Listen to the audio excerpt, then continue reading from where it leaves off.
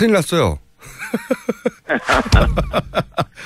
아니, 큰일 난 사람 붙잡고 왜 전화를 또 해주세요.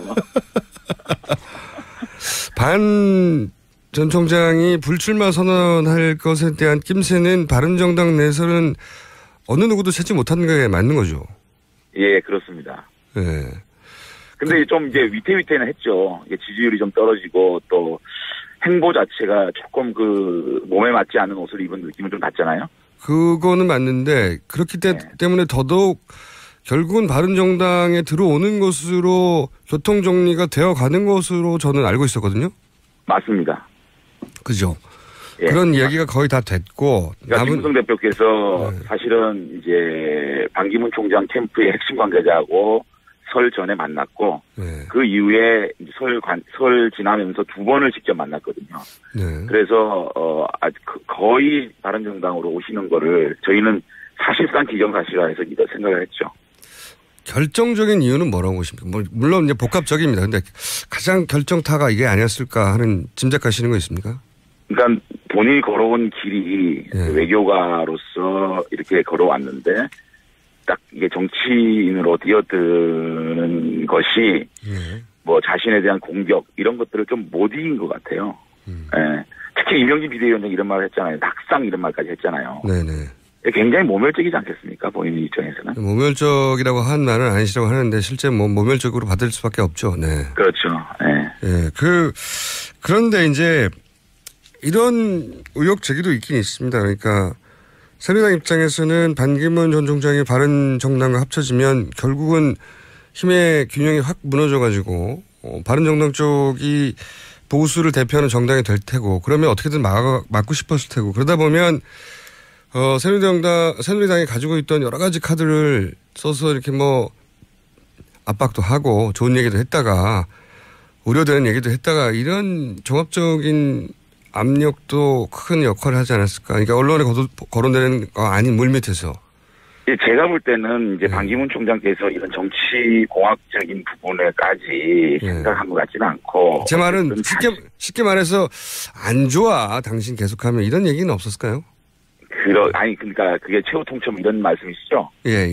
그런 게까지는 안 된 것 같고, 어쨌든 본인이 보수 진영의 후보로 각인될 수밖에 없는 것이고, 그렇다면 박근혜 정부의 책임과 조금은 거리가 있는 바른정당에 와서 그렇죠. 이쪽의 보수 진영의 대표적인 어떤 경선으로 가면 좋지 않겠냐는 어떤 그런 정도의 얘기는 오간 걸로 제가 알고 있습니다.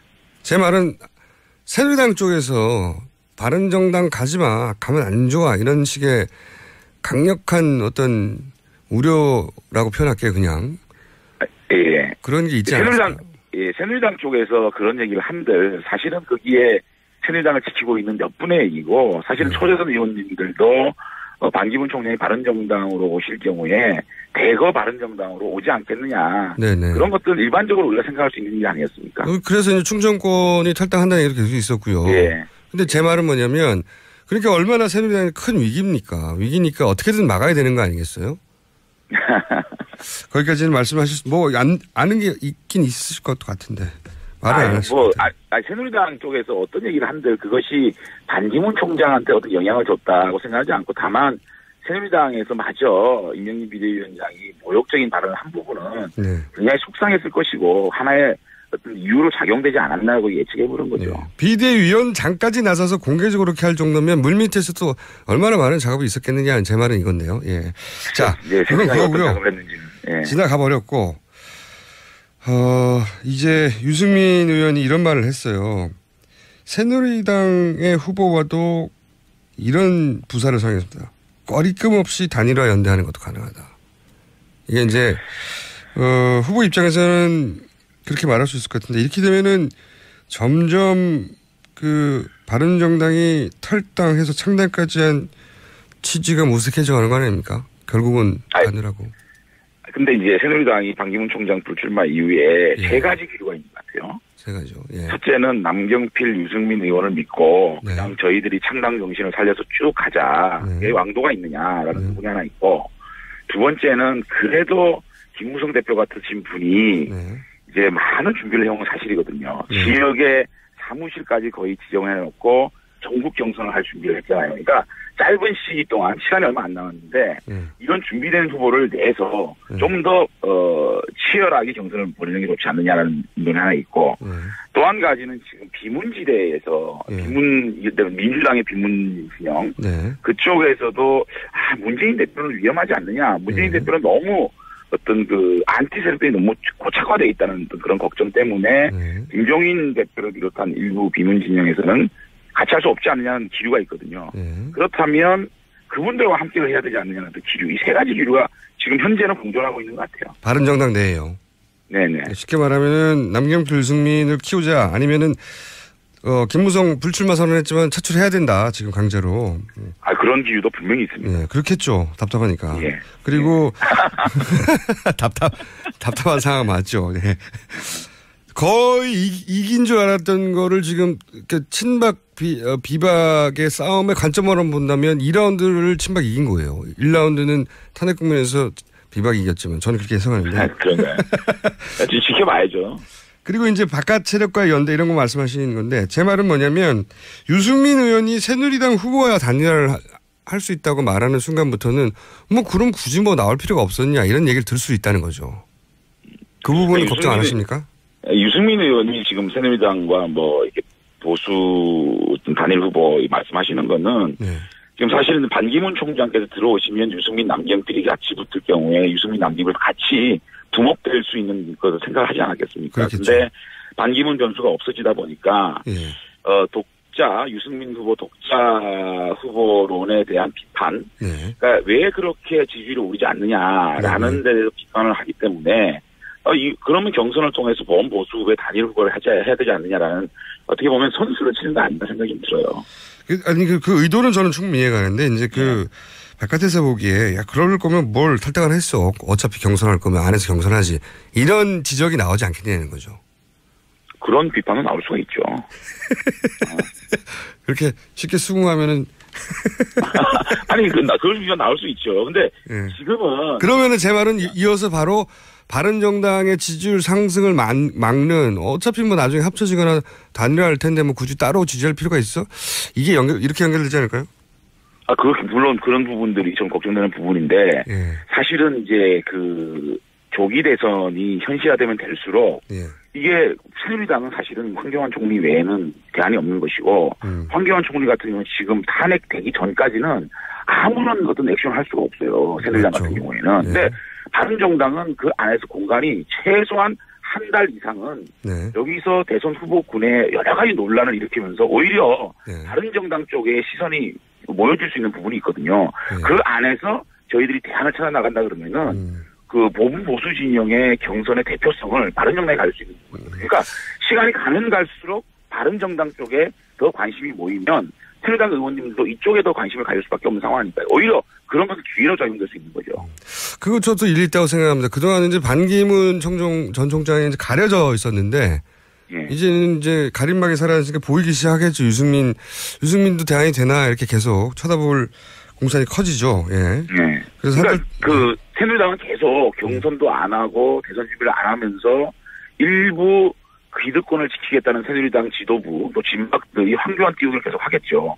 그런 혼란을 겪고 있는가 하면 우리는 지금 차기 대선 구도를 만들어 나가는 상황이 되면 우리 국민들이 어느 쪽을 바라보겠는지 그렇다면 자연스럽게 새누리당의 초재선 의원님들이 이쪽을 바라볼 수밖에 없는 상황.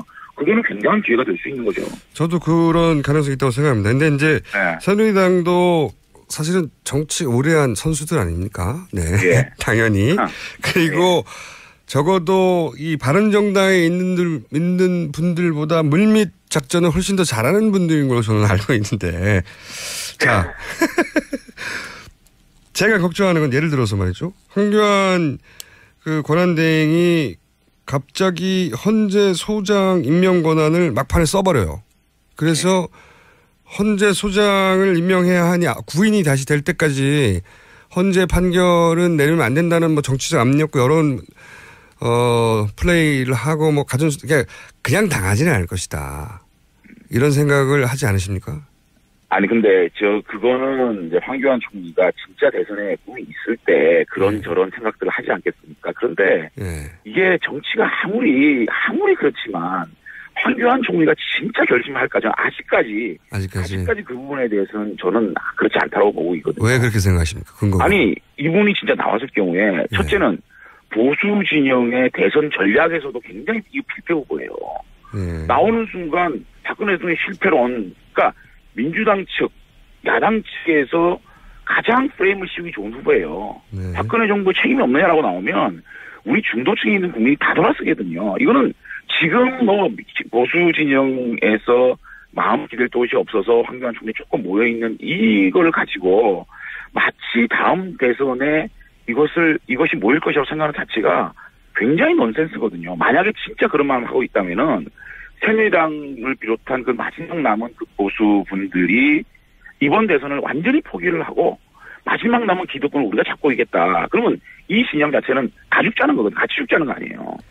어떻게 정치를 그렇게 합니까? 물론 뭐 다 합리적인 지적이신데 새누리당 입장에서 어차피 이번 대선 잘못되면 어차피 죽을 건데. 아니 어차피 죽더라도 우리가 건전한 야당, 그러니까 힘 있는 야당은 돼야 될 거 아닙니까? 굉장히 합리적. 그것마저 붕괴하죠 그러면. 진짜 이거는 우리 국민들이 용납 안 할 거예요. 우리 국민들이 어느 정도는 국민들인데 그걸 용납을 하겠어요. 그 굉장히 합리적인 지적이고 합리적인 판단이라면 그렇게 해야 될 텐데 지난 탄핵 국면에서 친박 진영이 그렇게 합리적으로 대응하던가요? 그래도 이게 점점 시간이 다가오면 다가올수록 이 보수 진영이 전략적 선택을 할 거라고 봅니다. 저는. 알겠습니다. 이제 결국은 보수 유권자들이 가늠해 주겠죠. 그렇죠. 네. 오늘은 여기까지만 짚어보고요. 어차피 서로 어떻게 될지 모르니까 간만 봤습니다. 그런데 앞으로 이제 자주 간볼 상황이 생길 것 같아요. 자주 연결하겠습니다. 열심히 하겠습니다. 네, 감사합니다. 예. 지금까지 바른정당의 장제원 대변인이었습니다.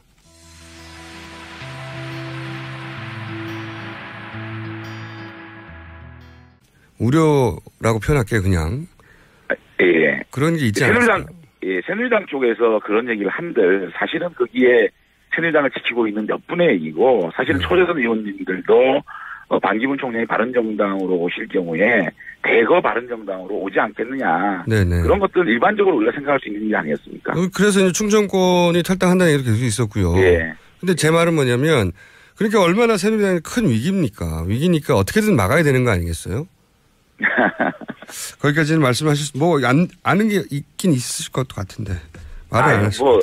새누리당 쪽에서 어떤 얘기를 한들 그것이 반기문 총장한테 어떤 영향을 줬다고 생각하지 않고 다만 새누리당에서 임명진 비대위원장이 모욕적인 발언을 한 부분은 굉장히 속상했을 것이고 하나의 어떤 이유로 작용되지 않았나고 예측해보는 거죠. 비대위원장까지 나서서 공개적으로 그렇게 할 정도면 물밑에서도 얼마나 많은 작업이 있었겠느냐 제 말은 이건데요. 자, 그건 그거고요. 지나가 버렸고.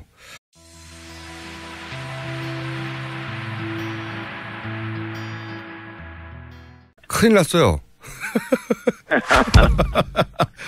아니, 큰일 난 사람 붙잡고 왜 전화를 또 하시세요. 반 전 총장이 불출마 선언할 것에 대한 낌새는 바른정당 내에서는 어느 누구도 찾지 못한 게 맞는 거죠. 예, 그렇습니다. 근데 좀 이제 위태위태는 했죠. 지지율이 좀 떨어지고 또 행보 자체가 조금 몸에 맞지 않는 옷을 입은 느낌은 좀 났잖아요. 그거는 맞는데 그렇기 때문에 더더욱 결국은 바른정당에 들어오는 것으로 교통정리가 되어가는 것으로 저는 알고 있었거든요. 맞습니다. 그죠. 그런 이야기가 거의 다 됐고. 그러니까 김무성 대표께서 사실은 이제 반기문 총장 캠프의 핵심 관계자하고 설 전에 만났고 그 이후에 설 지나면서 두 번을 직접 만났거든요. 이제 유승민 의원이 이런 말을 했어요. 새누리당의 후보와도 이런 부사를 사용했습니다. 꺼리낌 없이 단일화 연대하는 것도 가능하다. 이게 이제 후보 입장에서는 그렇게 말할 수 있을 것 같은데 이렇게 되면은 점점 바른정당이 탈당해서 창당까지 한 취지가 무색해져 가는 거 아닙니까? 결국은 단일화고. 근데 이제 새누리당이 반기문 총장 불출마 이후에 세 가지 기류가 있는 것 같아요. 세 가지요. 첫째는 남경필, 유승민 의원을 믿고 그냥 저희들이 창당 정신을 살려서 쭉 가자. 왜 왕도가 있느냐라는 부분이 하나 있고 두 번째는 그래도 김무성 대표 같으신 분이 이제 많은 준비를 해온 건 사실이거든요. 지역의 사무실까지 거의 지정해놓고 전국 경선을 할 준비를 했잖아요. 그러니까 짧은 시기 동안 시간이 얼마 안 남았는데 이런 준비된 후보를 내서 좀 더 치열하게 경선을 벌이는 게 좋지 않느냐라는. 새누리당이 가지고 있던 여러 가지 카드를 써서 이렇게 뭐 압박도 하고 좋은 얘기도 했다가 우려되는 얘기도 했다가 이런 종합적인 압력도 큰 역할을 하지 않았을까. 그러니까 언론에 거론되는 거 아닌 물밑에서. 제가 볼 때는 이제 반기문 총장께서 이런 정치 공학적인 부분에까지 생각한 것 같지는 않고. 제 말은 쉽게 말해서 안 좋아 당신 계속하면 이런 얘기는 없었을까요? 그러니까 그게 최후 통첩 이런 말씀이시죠? 예. 그런 게까지는 안 된 것 같고 어쨌든 본인이 보수 진영의 후보로 각인될 수밖에 없는 것이고 그렇다면 박근혜 정부의 책임과 조금은 거리가 있는 다른 정당에 와서 그렇죠. 이쪽의 보수 진영의 대표적인 어떤 경선으로 가면 좋지 않겠냐는 어떤 그런 정도의 얘기는 오간 걸로 제가 알고 있습니다. 제 말은 새누리당 쪽에서 바른정당 가지마 가면 안 좋아 이런 식의 강력한 어떤 그래서 거의 바른정당으로 오시는 거를 저희는 사실상 기정사실화해서 생각을 했죠. 결정적인 이유는 뭐라고 보십니까? 물론 이제 복합적입니다. 근데 가장 결정타가 이게 아니었을까 하는 짐작하시는 거 있습니까? 그러니까 본인이 걸어온 길이 외교가로서 이렇게 걸어왔는데 딱 이게 정치인으로 뛰어드는 것이 뭐 자신에 대한 공격 이런 것들을 좀 못 이긴 것 같아요. 특히 이명진 비대위원장이 이런 말을 했잖아요. 낙상 이런 말까지 했잖아요. 네네. 굉장히 모멸적이지 않겠습니까? 본인 입장에서는. 모멸적이라고 한 말은 아니시라고 하는데 실제 모멸적으로 받을 수밖에 없죠. 네. 그렇죠. 네. 그런데 이제 이런 의혹 제기도 있긴 있습니다. 그러니까 새누리당 입장에서는 반기문 전 총장이 바른정당과 합쳐지면 결국은 힘의 균형이 확 무너져가지고 바른정당 쪽이 보수를 대표하는 정당이 될 테고 그러면 어떻게든 막고 싶었을 테고 그러다 보면